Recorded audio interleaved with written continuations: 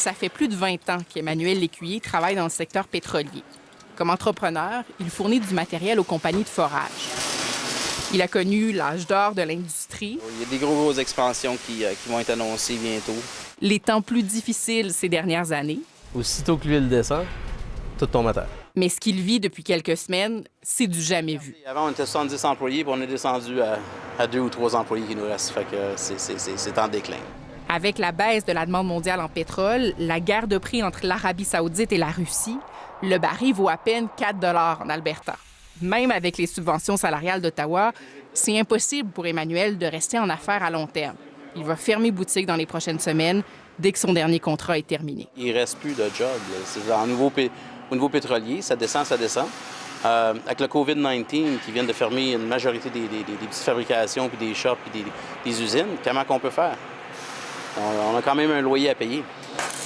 Et comme propriétaire d'une petite entreprise, Emmanuel n'a pas la marge de manœuvre des grandes pétrolières qui peuvent fonctionner à perte pendant plusieurs mois. Pour fermer une raffinerie ou fermer des gros secteurs pétroliers, ça peut prendre jusqu'à 1 an pour leur partir. Fait qu'ils ne feront pas ça. Ils vont rouler à perte pendant un certain temps. Pour les petites compagnies, on n'a pas ça. Nous autres, les petites compagnies, on travaille de mois à mois, puis ça ne rentre plus. Et en Alberta, au Canada, je pense que c'est rendu un point non-retour, personnellement. Pour le pétrole? Pour le pétrole, oui.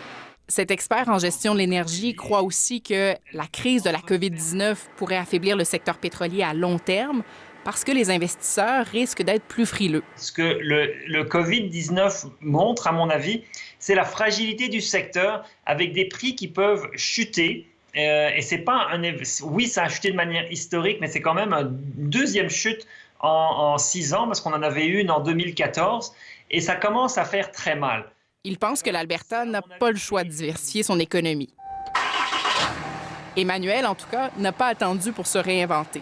Pendant qu'il ferme boutique d'un côté de la rue, il en ouvre une autre, en face, dans un tout autre domaine. Là, je vais vous montrer, ça, c'est les tomates qui viennent de commencer. Les racines commencent ici.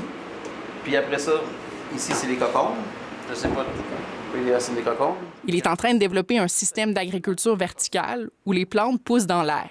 Je pense que ça, présentement, c'est de l'avenir pour tout le monde. En tout cas, pour moi, ça l'est. Un gros changement du pétrole, mais faire pousser des plantes, tout le monde a besoin de bouffe. Ici Laurence Martin, Radio-Canada, à Wetaskiwin, en Alberta.